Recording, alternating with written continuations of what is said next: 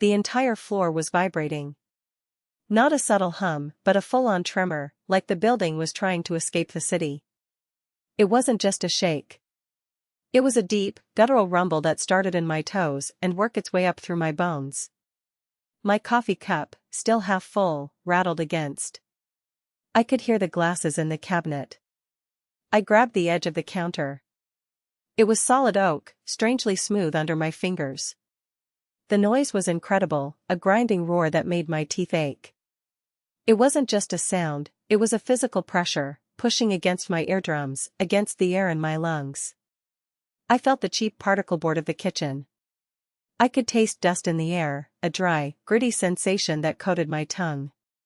And the whole apartment beat groaning, like. And then it stopped. Just like that. Silence. A thick, ringing silence that was somehow worse. It was like the universe had held its breath, and now, no one knew what to do with it. The absence of noise was deafening. My ears felt fuzzy, like they were packed with cotton. I could hear the faint drip of the faucet in the bathroom. A sound I usually tuned out, now amplified to an absurd degree. The refrigerator, which had been humming its usual. My neighbor, some guy who always wore mismatched socks, poked his head out of his doorway. He just stared, his mouth hanging open, His hair was sticking up in a few places, like he'd run his hands through it in a panic. He had a smudge of something on his cheek, probably toothpaste. He squinted at me, his eyes wide and unfocused. What the hell was that? He croaked. His voice was raspy, like he'd been shouting or perhaps just woken up from a bad dream. I shrugged.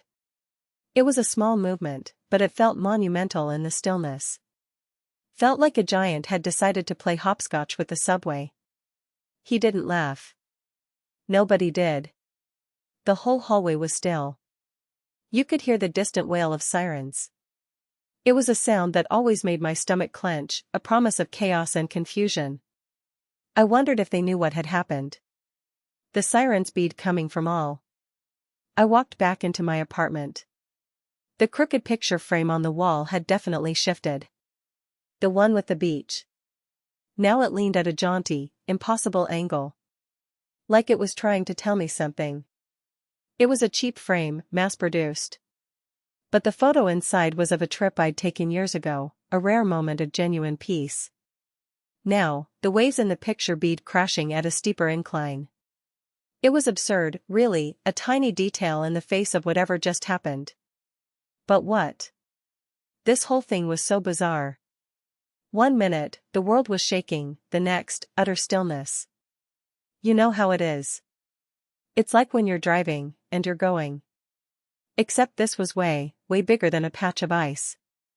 I remembered this one time, years ago, when I was trying to save up for something.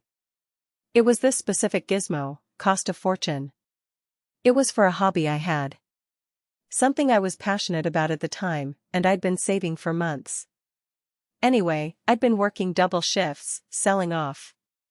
I'd squirreled away a decent chunk, felt like. My bank account was zero. A glitch, they said. A processing error. Poof. Gone. And I didn't have any paperwork. Just my word against theirs. They offered me a refund of like $5. For my troubles. So yeah. It was a cold, hard lesson in trusting systems, you know? They always have an out. The silence outside was starting to feel heavy. Like a blanket. It pressed in on me, a tangible weight. And I looked at the phone. Still no calls. No texts. Nothing. It was like the world outside my door had just forgotten me. Like everyone had simultaneously decided to go on a silent retreat. Or maybe they were all too busy dealing with the actual aftermath. It was a strange kind of relief, a perverse sense of being off the hook. And honestly, part of me was okay with that. Let them figure it out. Let the authorities scramble. Let the news crews descend. And I wasn't obligated to be part of the immediate response. I'd done my part by not panicking, I'd stayed put. That's something, right? I opened the fridge. There was half a carton of milk and some questionable-looking leftovers.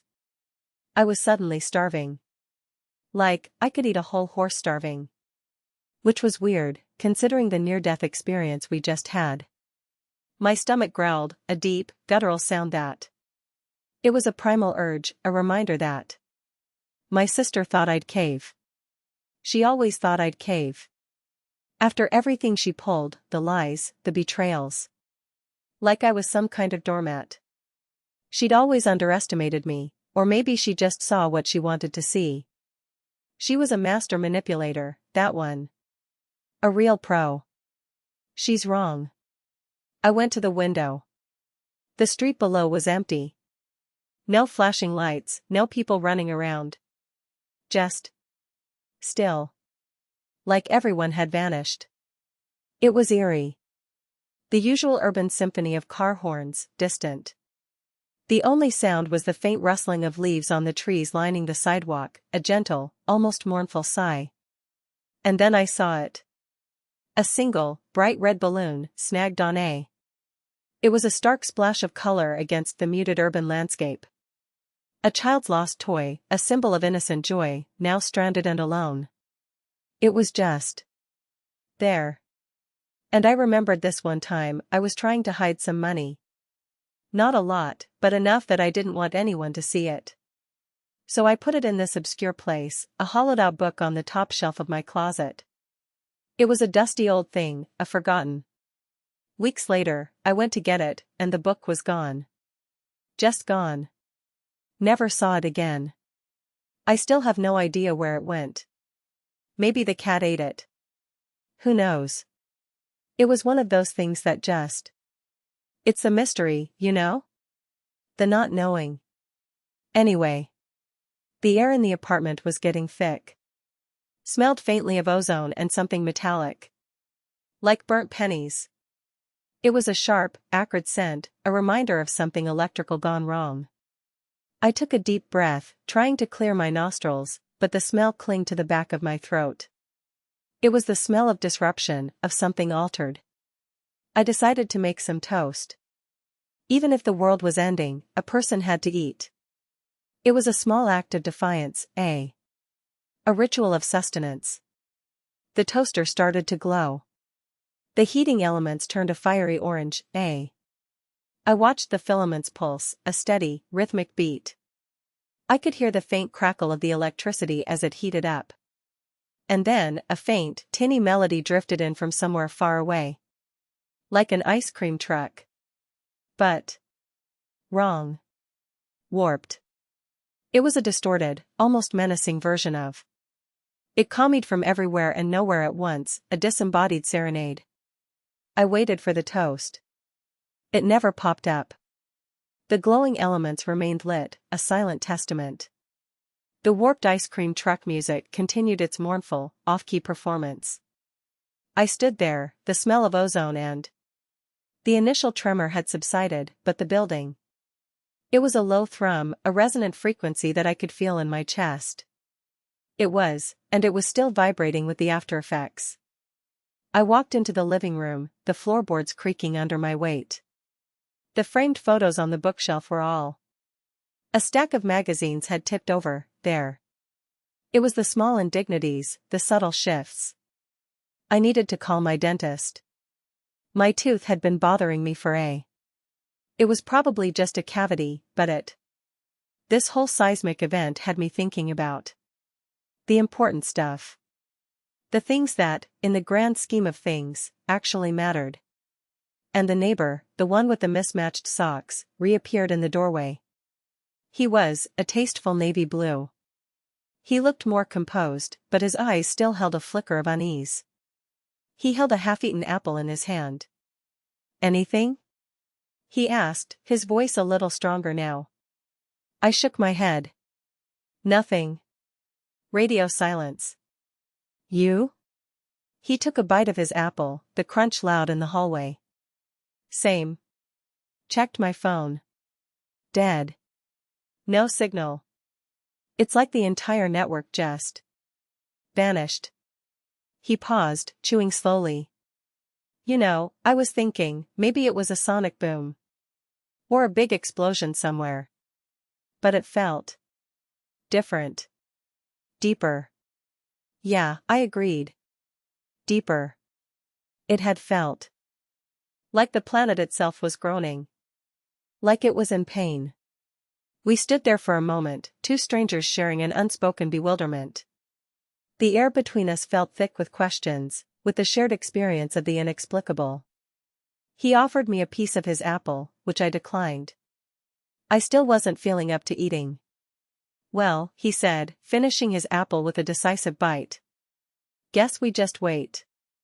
Guess so. He nodded. The silence returned, heavier this time.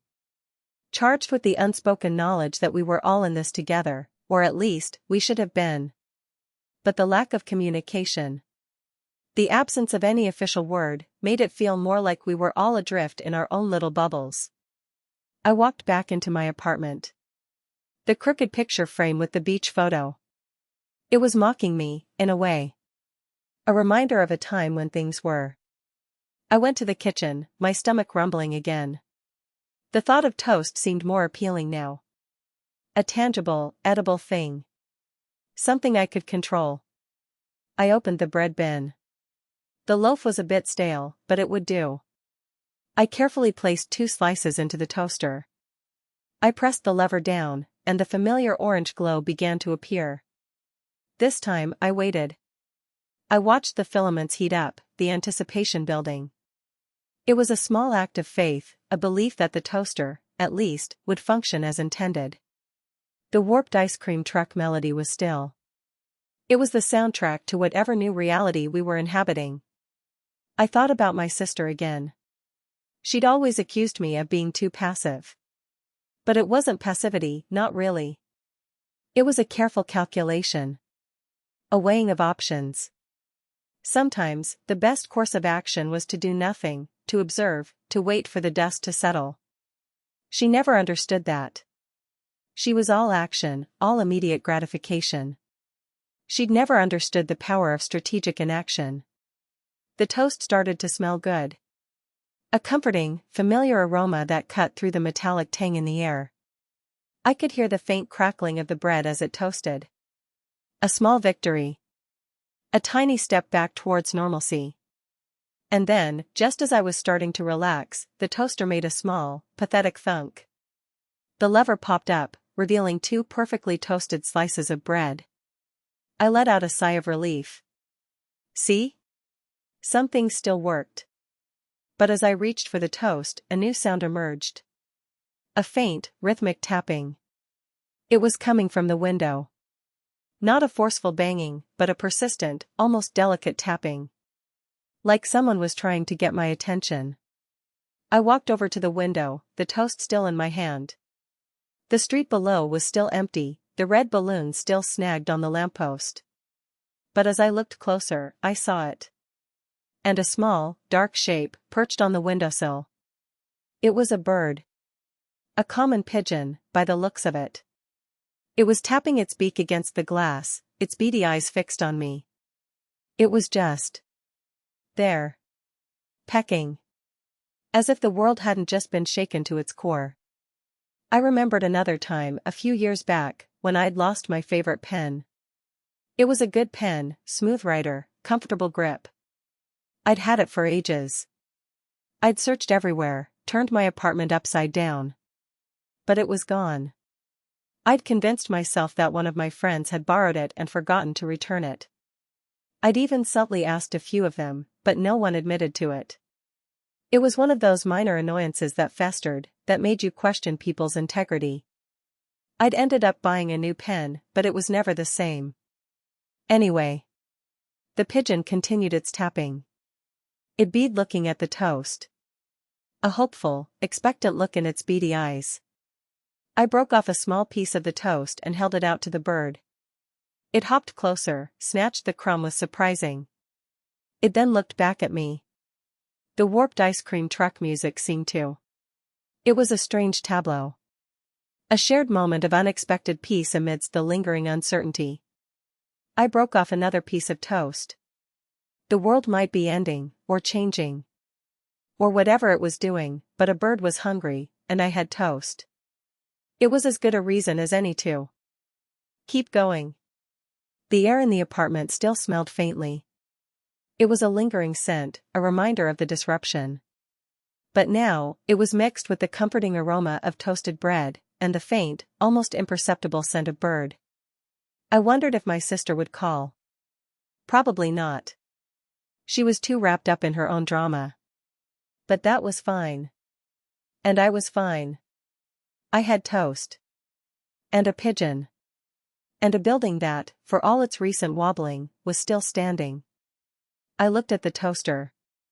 The elements were still glowing, even though the toast had popped up. A minor malfunction. Another small, absurd detail in the grand unfolding of events. I decided to make another slice of toast. Why not? If the world was going to end, I might as well have a full stomach. The pigeon hopped closer, its head cocked, and the warped ice cream truck music had stopped entirely. The silence that followed was less oppressive this time, more like a pause. A moment of quiet reflection. I put the second slice of bread in the toaster. The lever went down. The orange glow began to appear. And then, from somewhere far away, I heard a single, clear bell. It wasn't the warped ice cream truck. It wasn't the sirens. It was just a bell. A pure, resonant tone that cued through the thick air and settled over the city. I waited for the toast. It never popped up. I do not know. You figure it out.